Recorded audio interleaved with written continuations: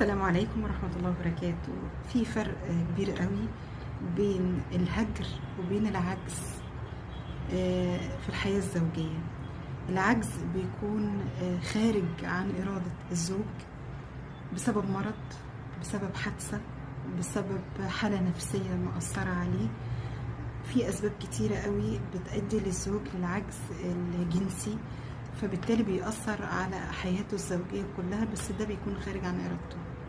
إنما الهجر ده بيكون بإرادة كاملة وبوعي كامل، بيبقى بسبب كراهية، بسبب مشاكل زوجية، بسبب يعني سبب واضح بيكون مؤثر على الزوج، فبيضطروا إلى الهجر. وساعات بيكون بسبب غباء عقلي، يعني اللي هو هجرها عشان تأدبها، عشان تتعدل معاك في المعاملة،